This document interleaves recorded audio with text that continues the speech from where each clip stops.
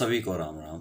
मैं BS पवार अपने channel drawing study में आप सभी को स्वागत करता हूं। जो नए लोग इस वीडियो को देख रहे हैं उनको बता दें कि हमने अभी पहाड़ी चित्रकला की सीरीज शुरू की है और इसमें मेरा कोई चौथा या पांचवा ये वीडियो बन रहा है, जिसमें कि हमने पहले MCQ के क्वेश्चन करवाए थे और अब हम जो है वो विस्तार से इन शैलियों को पढ़ रहे हैं, जिसमें कि हमने काफ़ी सारी शैलियाँ जो है वो कवर कर दी है विस्तार से भी, जैसे कि बसोली शैली है, गुलेर शैली है और कांगड़ा शैली है। आज का जो हमारा विषय है इसमें हम जो है वो चंबा और कुल्लू शैली दो शैलियों को कवर करेंगे, क्योंकि वीडियो थोड़े छोटे बन रहे थे और सभी के ये प्रश्न थे कि सर वीडियो थोड़ा लंबा होना चाहिए। तो लंबा वीडियो करने के लिए हम दो शैलियों पे आज जो विशेष चर्चा करेंगे। जितने भी लोग इस वीडियो को देखते हैं सभी लाइक नहीं करते हैं और बहुत बुरा महसूस होता है, क्योंकि मैं इतनी मेहनत करता हूँ आप लोगों के लिए। मेरा कमीशन तो निकल चुका है और ना मैं इसका कोई पैसा ले रहा हूँ कि पता नहीं मैं कितने पैसे ले रहा हूँ। तो प्लीज़ मेरा यही है कि आप वीडियो को अगर अच्छी लगती है तो वीडियो को लाइक कर दें। आपको पता है कि कल बहुत बारिश हुई थी हिमाचल में और आज सुबह में 3 बजे से जो है इस वीडियो को शूट कर रहा हूँ आप लोगों के लिए, कि ताकि आप लोगों की पढ़ाई जो है वो कंटिन्यू चलती रहे। और मेरा ये उद्देश्य है कि अगर मेरा अपना कमीशन निकला है तो मैं आप लोगों के भी इसमें हेल्प कर सकूं। तो प्लीज़ यदि आपको वीडियो अच्छी लगती है तो वीडियो को लाइक कर दें, चैनल को सब्सक्राइब कर दें, ताकि मेरा उत्साह बना रहे। चलो शुरू करते हैं। आज का हमारा टॉपिक है चंबा शैली और कुल्लू शैली। तो सबसे पहले हम जो चंबा शैली को पढ़ेंगे। चंबा शैली में हिमाच्छादित उत्तुंग पर्वत शिखरों के मध्य स्थित चंबा राज्य हिमाचल प्रदेश के, तो चंबा का राज्य कहाँ पे? हिमाचल प्रदेश में, तो सभी जानते हैं, के अंतर्गत आता है। रावी नदी के किनारे बसी यह नगरी पठानकोट से 126 किलोमीटर की दूरी पर राजा साहिल वर्मन की पुत्री चंपावती, जहाँ मैं जोर दे रहा हूँ वो चीज़ आपने नोट करनी है, के नाम पर नगर का नाम चंपा कुमारी रखा गया, जो कालांतर में चंबा नाम से प्रसिद्ध हुआ। देखो यहाँ हमारे कितने प्रश्न बन रहे हैं। सबसे पहले चंबा जो है वो कौन सी नदी पे बसा हुआ है? रावी नदी पे बसा हुआ है। ये जीके का भी प्रश्न है और हमारे लिए ये आर्ट हिस्ट्री में भी पूछा जा रहा है। तो चंबा कौन सी नदी में बसा हुआ है? रावी नदी के किनारे बसा हुआ है। अब चंबा का जो नाम चंबा रखा गया है वो किस राजा की पुत्री के नाम से रखा गया है? राजा साहिल बर्मन, ये ध्यान रखना है। अब उस पुत्री का क्या नाम था? चंपावती। तो कितने प्रश्न हमारे यहाँ बन रहे हैं ये आप इसको नोट करें, अच्छे से जोर लगा कर नोट करें। दोबारा से हम इसको रिवाइज करते हैं कि चंबा कौन सी नदी पे बसा हुआ है? रावी नदी पे। किस राजा की पुत्री के नाम से इसका नाम चंबा रखा गया? राजा साहिल वर्मन की पुत्री के नाम से। और पुत्री का क्या नाम था? चंपावती। पहले इस नगर का क्या नाम था? चंपा कुमारी। चंपा कुमारी पहले इसका नाम रखा गया था, जो कि कालांतर में या आज के समय में इसे क्या कहा जाता है? चंबा। तो ये सारी जो है बातें आपने नोट करनी है, इनको लिख लो, जोर लगा के इनको लिख लो। ये बहुत ज़्यादा जो है पूछे जाते प्रश्न है। आगे पढ़ते हैं। चंबा के राजा पृथ्वी सिंह कौन थे? पृथ्वी सिंह जो थे, जिनका शासनकाल 1641 से 1664 के बीच में इनका समय रहा है, के समय में से ही चंबा में चित्र कार्य आरंभ हो गया था। तो चंबा में जो चित्र कार्य वो किसके समय में आरंभ हुआ था? राजा पृथ्वी सिंह के समय में। ये आपने नोट करना है। प्रश्न आ सकता है कि चंबा में चित्र कार्य जो है वो किस राजा के समय में शुरुआत हुई थी? तो शुरुआत कब हुई थी? राजा पृथ्वी सिंह के समय में जो है उसकी शुरुआत हुई थी। आगे हम इसमें पढ़ना शुरू करते हैं। राजा उमेद सिंह, ये जो नाम है इसको आप रट लो, लिख लो। एक बार नहीं लिखो, 50 बार अपनी कॉपी पे लिख लो, क्योंकि इन्होंने बहुत ज़्यादा कार्य जो है उमेश सिंह जी ने चित्रकला के लिए किया था। आगे हम इसमें पढ़ेंगे इन्होंने जो है वो क्या क्या चीज़ें शुरू की थी और कितनी कला को आगे बढ़ाया था। तो राजा उमेश सिंह को जो है अच्छे से अपने दिमाग में रख लो। उमेश सिंह जो है चंबा के राजा थे। इनका शासनकाल 1748 से 1764 के बीच में जो है वो था। के समय में चंबा कलम को एक नया यौवन मिला। ये मैं पहले बता चुका हूँ कि उमेश सिंह के समय में जो है वो चंबा बहुत ज़्यादा जो है वो चंबा शैली का विकास हुआ है। उमेश सिंह बड़ा कला प्रेमी शासक था। तो उमेश सिंह जो है बहुत ज़्यादा कला प्रेमी जो शासक थे।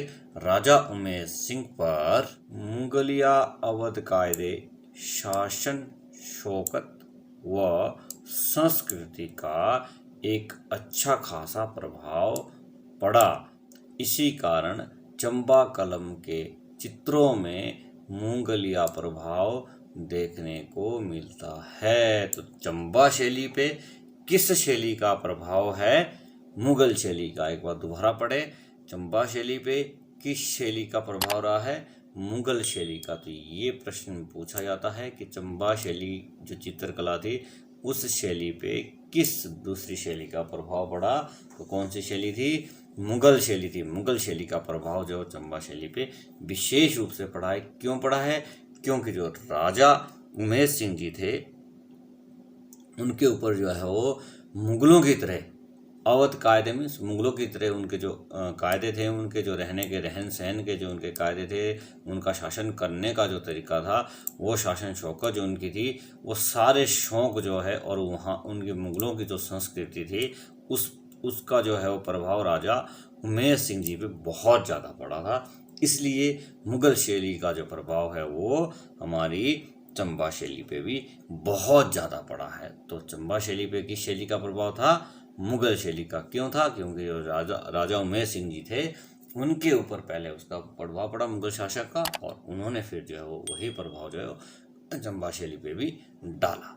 उमेश सिंह ने रंग महल, ये विशेष कार्य इन्होंने किया था। सबसे पहले इन्होंने ये कार्य किया था कि उमेश सिंह ने रंग महल का निर्माण करवाया और रंग महल के में चित्र बनवाने की परंपरा चलाई। तो मैंने पहले ही कहा था कि ये परंपरा इन्होंने शुरू की थी, रंग महल बनाने की और रंग महल में चित्र बनवाने की।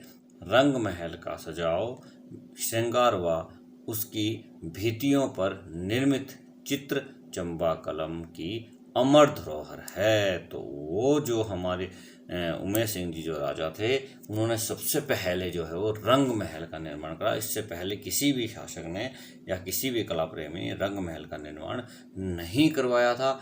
और ये इतने अच्छे जो कला बनी थी कि आज भी ये अमर है और दिल्ली के जो है वो एक संग्रहालय में है, ये रखी गई है। ये हम थोड़ा इसको आगे पढ़ेंगे, बाद में आपको पता लगेगा कि रंग महल के चित्र जो है वो किस सन में और कहाँ पे रखे गए। ये मैं टॉपिक छोड़ देता हूँ, आगे हम इसको पढ़ते हैं। आगे जो हमारा है इसमें ये थोड़ा याद रखने के लिए है और ये विशेष रूप से जीके में भी पूछा जाता है और इसको आर्ट हिस्ट्री में भी आपसे ये चीज़ पूछी जाएगी कि सितंबर 1908 में चंबा के राजा भूरी सिंह, जिनका शासनकाल 1904 से 1919 के बीच में रहा है, ने अपनी संपूर्ण कला निधि संग्रहालय की स्थापना हेतु समर्पित कर दी। जितना भी उसके पास कुछ धन पूंजी था उसने सारा जो है वो संग्रहालय में लगा दिया, म्यूजियम बना दिया। और राजा भूरी सिंह के नाम से भूरी सिंह संग्रहालय चंबा में बना हुआ है। और ये कब बना है? 1908 में बना है। तो ये आपने ध्यान रखना है। अगर सितंबर भी ध्यान नहीं रख सकते हैं तो आप ये तो ध्यान रख ही सकते हैं कि चंबा में जो है वो भूरी सिंह संग्रहालय बना हुआ है और ये 1908 में बना है। तो जीके का भी प्रश्न है और इसको आर्ट हिस्ट्री में भी पूछा जाता है कि भूरी सिंह संग्रहालय कहाँ पर है। भूरी सिंह संग्रहालय चंबा में है और राजा भूरी सिंह के नाम से ही इसके रखा गया था और उन्होंने ही इसकी जो हो इसको बनाया था। ये आपने विशेष ध्यान रखना है। ये प्रश्न जो है वो बहुत ज़्यादा पूछा जाता है।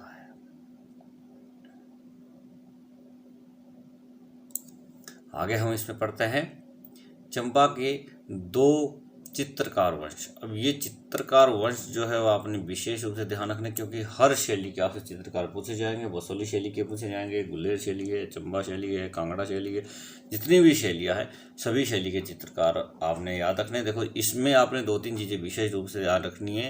पहला तो कि किस शासक ने जो है वो चित्रकला को प्रोत्साहन दिया, किस शैली।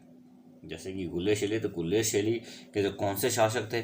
जिन्होंने इसको प्रोत्साहन दिया था। जैसे इसमें हमने पढ़ा था हरिचंद जी राजा थे, उन्होंने स्थापना की थी गुल्लेर की।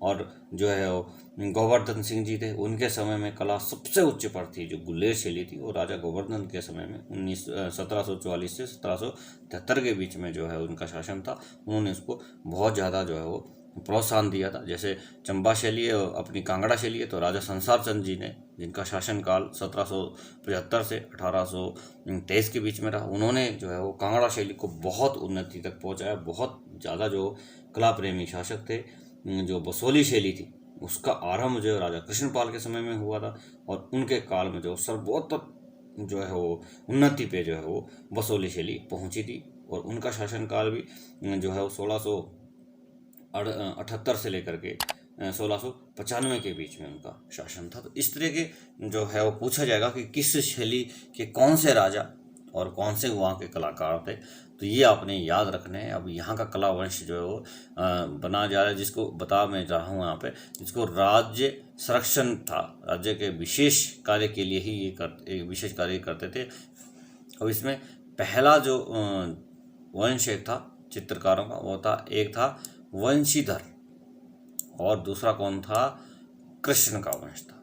वंशीधर के वंश में, अब वंशीधर के वंश में कौन कौन से जो है वो चित्रकार हुए हैं, ईश्वर, रामदयाल, ममनू, दुर्गा, जवाहर, सोनू, मोतीराम, होशियार लाल तथा हीरालाल। ये जो कलाकार थे ये किस वंश के थे, ये पूछा जा सकता है कि चंबा शैली के जो वंशीधर कलाकार थे उनके वंश में से, इनमें से कौन सा कलाकार है या कौन सा इसमें से वो कलाकार है जो वंशीधर के वंश से है। तो ये आपने याद रखना है और इनको जो है अच्छे से लिख लो कि वो ये वंशीधर के वंश से। आप चाहे बीच में एक लाइन लगा लो, ऊपर लिख दो वंशीधर, एक साइड लिख दो कृष्ण, ठीक है। फिर वंशीधर के नीचे वंशीधर के वंशज लिख दो और कृष्ण के नीचे कृष्ण के वंशज लिख दो। अब कृष्ण के कौन कौन से वंशज थे, पहला था इसमें लाव,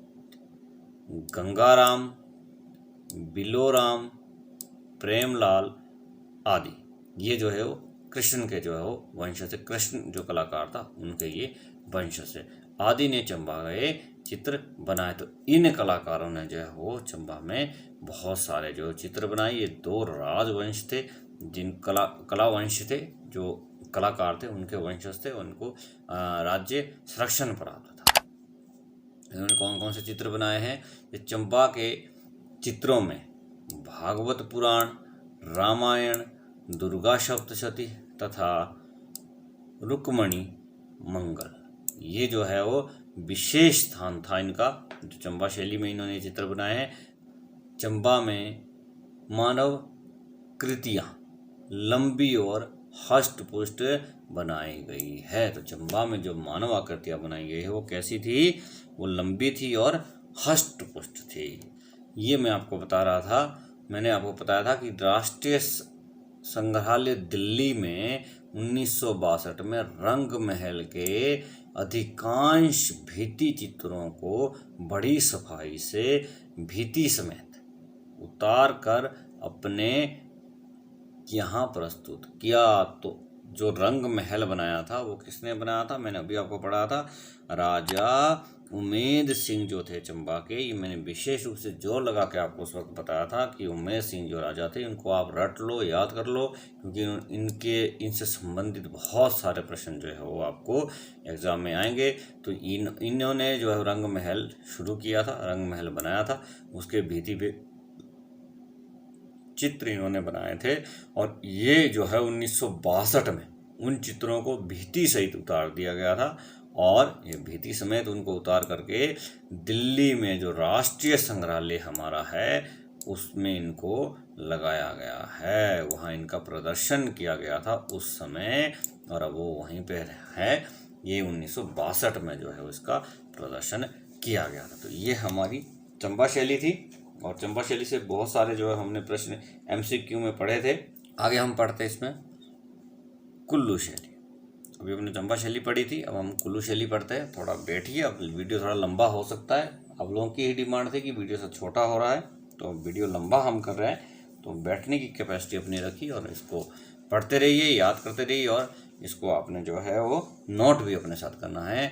कुल्लू चित्रशैली का उल्लेख सर्वप्रथम जे.सी. फ्रेंच ने अपनी पुस्तक हिमालयन आर्ट, ये प्रश्न एमसीक्यू में हमने पूछा था कि हिमालयन आर्ट जो है पुस्तक के लेखक कौन है, तो हिमालयन आर्ट पुस्तक के लेखक कौन है, जे.सी. फ्रेंच है, ये हमने पहले पढ़ा था। और हमने एक पढ़ा था कि कुल्लू का प्राचीन नाम क्या है, तो कुल्लू का प्राचीन नाम है कुलुत, ये भी प्रश्न आपसे पूछा जाता है। और हिमालयन आर्ट की जो लेखक थे, पुस्तक किसने लिखी थी, ये जे.सी. फ्रेंच ने, ये आप लिख लो। कुल्लू शैली का आरंभ 1750 ईस्वी के लगभग हुआ था, मतलब लगभग में इससे पहले भी हो सकता है, बाद में भी हो सकता है, लगभग है ये फिक्स नहीं है कि 1750 में ही हुआ था, ये पक्का नहीं है, इससे पहले हुआ था, क्योंकि आगे हम जो पढ़ेंगे उसमें सनों में जो है वो चेंज आ सकता है, ऊपर नीचे बन सकता है। सिर्फ इसमें ये पूछा जा सकता है कि कुल्लू शैली का जो जन्म है वो कब हुआ था, तो इसका जन्म जो है वो 17वीं शताब्दी में हुआ था। ये जो आपका प्रश्न इसमें से बनेगा। 1750 जो है वो फिक्स डेट नहीं है, लगभग है, पर ये जरूर है कि कुल्लू शैली का जन्म कब हुआ था, 17वीं शताब्दी में हुआ था, ये लिख लो आप अपने पास। कुल्लू शैली का जो है वो जन्म कब हुआ था, 17वीं शताब्दी में हुआ था। आगे हम पढ़ते हैं कि कुल्लू राज्य के पूर्व में तिब्बत, अब कुल्लू के देखो ये जीके के भी प्रश्न साथ साथ बन रहे हैं इसमें कि कुल्लू के पूर्व में कौन सा राज्य है, तिब्बत है, पश्चिम में कौन सा है, चंबा, कांगड़ा और मंडी है, उत्तर में क्या है भाई, उत्तर में है लद्दाख, और दक्षिण में क्या है, सतलुज नदी। तो ये भी प्रश्न पूछा जा सकता है कि कुल्लू के जो दक्षिण में कौन सी नदी बहती है, कौन सी नदी बहती है, सतलुज नदी जो है वो कुल्लू के दक्षिण में बहती है। इसमें से बहुत सारे प्रश्न जो है वो जीके में भी आपको आ सकते हैं। आगे हम पढ़ते हैं, राजा मान सिंह, उनका शासनकाल कब रहा है, 1688 से लेकर के 1719 के बीच में इनका शासनकाल रहा है। तो राजा मान सिंह के राज्यकाल में बसोली के चित्रकार कुल्लू आकर बसे तथा वहाँ चित्र करने लगे। तो कहाँ के चित्रकार कुल्लू में आए थे, बसोली के चित्रकार आए थे। ये ध्यान रखना है कि कहाँ के चित्रकार जो है वो कुल्लू में आकर के उन्होंने चित्रकारिता की थी। तो बसोली शैली के जो चित्रकार थे वो कुल्लू में आए, वहाँ बसे और उन्होंने वहाँ पे चित्रकारिता की। आगे हम पढ़ रहे हैं इसमें,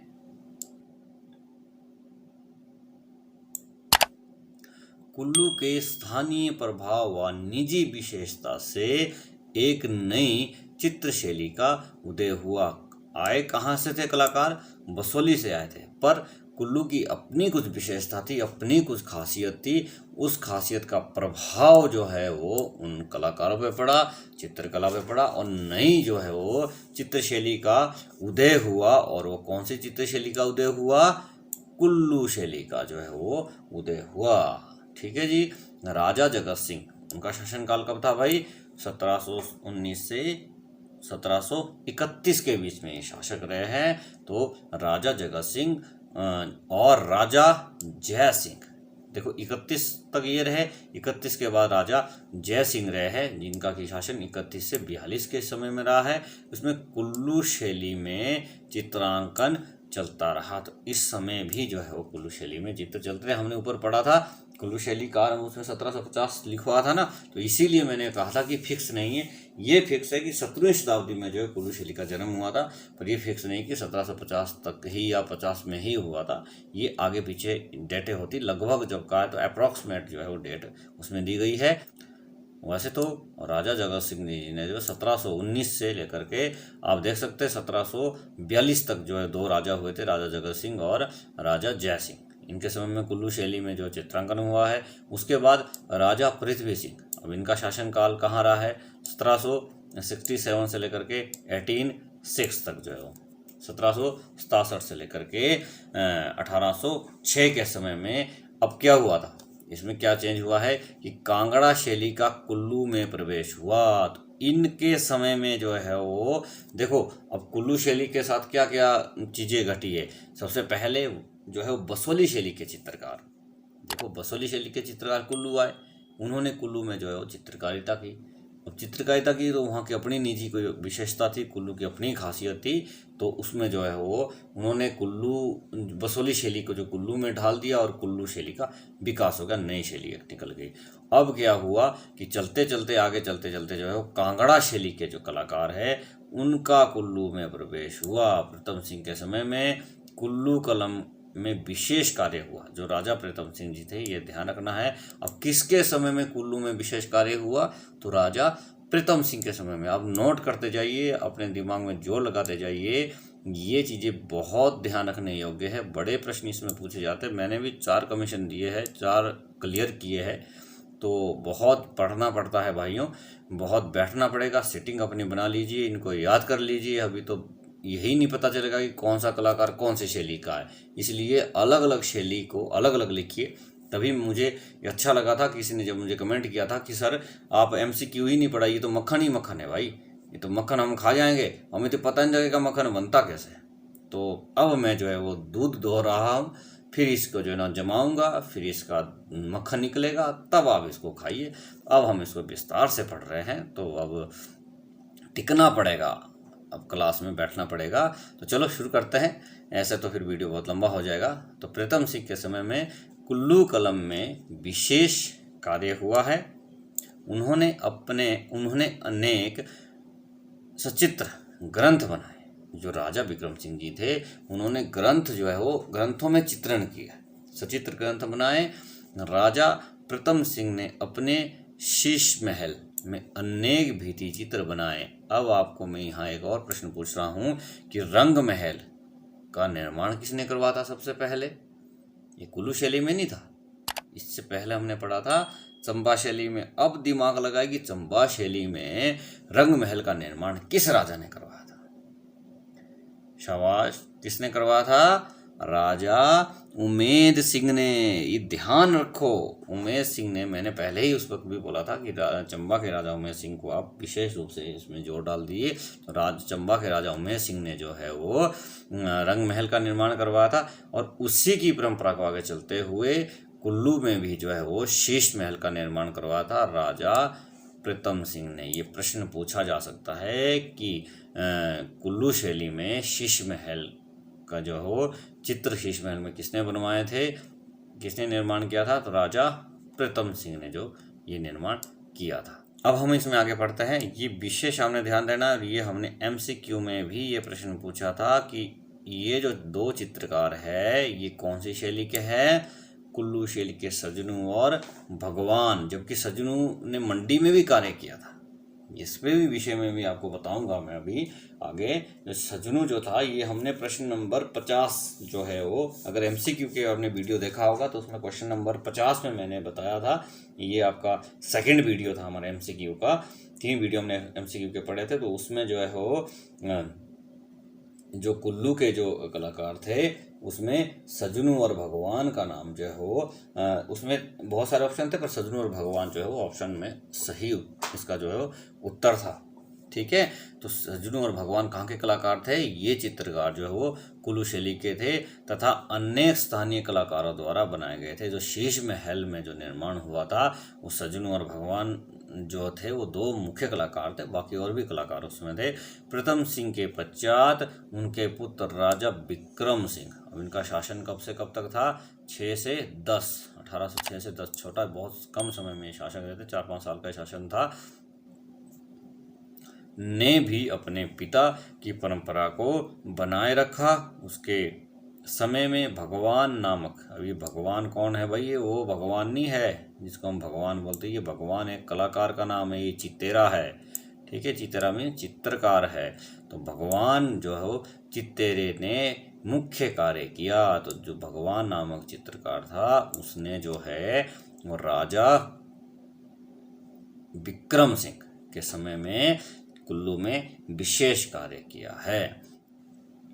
भगवान चित्तेरे ने ही विक्रम सिंह के लिए मधुमालती व भागवत पुराण विशेषक चित्र मालाएं तैयार की थी। तो ये प्रश्न आपसे पूछा जा सकता है कि भगवान चित्तेरे ने किसके लिए किस शासक के लिए मधु, मालती और भागवत पुराण की चित्रमालाएं तैयार की? तो किस शासक के लिए की थी? राजा विक्रम सिंह के लिए। और ये भी प्रश्न आ सकता है कि राजा विक्रम सिंह के लिए किस कलाकार ने मधु, मालती और भागवत पुराण की चित्रमालाएं तैयार की? तो भगवान चित्तरे ने। और ये भी पूछा जा सकता है कि मधु, मालती व भागवत पुराण की चित्रमालाएं किस कलाकार ने और किस शासक के लिए तैयार की थी? तो इस तरह के प्रश्न जो है घुमा फिरा के प्रश्न कमीशन में आता है। सीधा प्रश्न अगर कमीशन में आया तो उसको कमीशन क्या कहेंगे? कमीशन तो है ही नहीं फिर वो। जो सीधा प्रश्न तो आप बच्चों से भी पूछ सकते हैं। तो आपने बच्चों को पढ़ाना है तो आपके लिए प्रश्न जो है घुमा फिरा के आएंगे। तो इसका विशेष ध्यान रखना है, उल्टा सीधा किधर को। तभी हम जो है वो पाठ पढ़ रहे हैं, तभी हम सीधा ही MCQ नहीं पढ़ रहे, तभी हम इसका अध्याय पढ़ रहे हैं कि आपको किसी तरह का भी घुमा फिरा के प्रश्न है तो आप उसका जवाब दे सके। राजा विक्रम सिंह के बाद कुल्लू कलम का यौवन ढलने लगा। अब किसके समय के बाद? राजा विक्रम के बाद। अब कुल्लू कलम कब से ढलनी शुरू हुई थी? राजा विक्रम के बाद ही कुल्लू कलम ढलनी शुरू हुई थी। कुल्लू शैली के चित्रों की आकृतियों का भारी चेहरा। अब इसमें क्या खराबी आ रही थी या क्या उसमें चेंजिंग आ रहा था? भारी चेहरा, पुष्ट व भारी चिबुक, विशाल नेत्र तथा आकृतियों का अबोधता की भावना है। यहाँ के चित्रकारों ने राधा कृष्ण, नायिका भेद, मातृशक्ति, रामायण, महाभारत, भागवती युद्ध व शिकार के दृश्य, पतंग व कबूतर उड़ाती स्त्रियां जैसे विषयों को चित्रित किया। तो जब राजा विक्रम जी के समय के बाद के जो ये चित्र है उसमें क्या क्या जो है वो और चित्रकारिता हुई, तो इसमें ये चित्रकारिताएं आपने इसमें याद रखनी है। ये जो है वो ये चित्रकारिता तब हुई जब राजा विक्रम के बाद जो कुल्लू शैली है वो ढलनी शुरू हुई थी। रेखांकन लोक कला से प्रभावित है। यथार्थ में कुल्लू चित्रों का प्राण यहाँ की लोक कला परंपरा रही है। तो ये पहले भी हम आपको बता चुके हैं कि इसमें जो है वो लोकल जो कला थी उसका विशेष प्रभाव था, क्योंकि जो कलाकार है कुल्लू के जो कलाकार है वो तो बसोली शैली से आए थे, बसोली शैली के कलाकार थे। वो कुल्लू में आकर के बसे और उन्होंने यहाँ पे कार्य शुरू किया और फिर जो है वो कुल्लू शैली का निर्माण हुआ था। तो ये हमने इसमें पढ़ा था। तो लोकल जो वहाँ की जो कला थी उसका विशेष प्रभाव जो है वो कुल्लू कलम पर पड़ा है। ये आपने जो हो ध्यान रखना है, अच्छे से इसको अपने अच्छे से पढ़ना है। और ये हमारा जो है वो लगभग कंप्लीट हो चुका है। अब मैंने आपको एक चीज़ बताई थी बीच में कि सजनू जो कलाकार था, भगवान और सजनू दो कलाकार थे ना, तो वो जो है वो दूसरी शैली का भी उसने दूसरी शैली में भी काम किया था। अब मैं यहाँ पे आपको वो चीज़ क्लियर कर रहा हूँ, आपके डाउट को। आप ये देखिए, यहाँ पे ये चीज़ आपको मैंने छुपा के रखी थी आपके लिए, ये बता रहा हूँ वीडियो के एंड में आपको।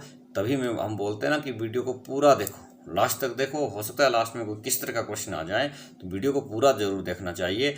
मंडी शैली के चित्रकार सजनू ने ही 1810 में हमीरहट चित्रवती मंडी के राजा ईश्वर सेन को भेंट की थी। शीश महल के एक बरामदे की दीवार पर त्रिपुर सुंदरी देवी का चित्र सजनू ने ही बनाया था। तो जो सजनू कलाकार था इसने मंडी में जाकर के जो है वो मंडी में चित्रकारिता की और वहाँ पे जो है वो 1810 में जो है इन्होंने यहाँ पे ये हमीरहट चित्रावली बनाई थी और राजा ईश्वर सेन को भेंट की थी। तो मंडी में भी जो है इन्होंने ये हमीरहट की जो चित्रमाला थी वो राजा ईश्वर सेन को भेंट की थी और वहाँ का शीश महल जो है उसकी दीवार पर इन्होंने त्रिपुर सुंदरी देवी का चित्र जो है वो बनाया था। तो ये हमारी आज की दो शैलियों पे हमने आज चर्चा की है।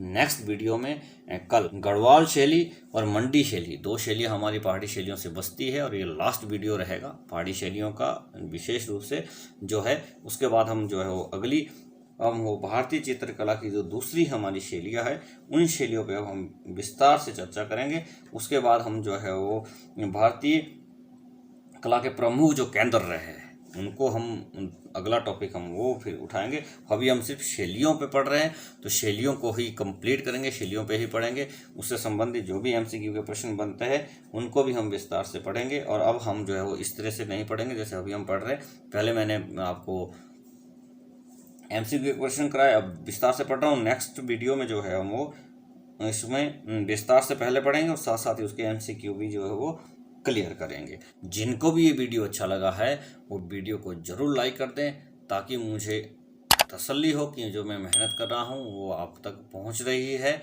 और मैं और आपसे प्रभावित होकर के और अच्छी जो है वीडियो आपको बना के दूँ। Thanks for watching my channel drawing study.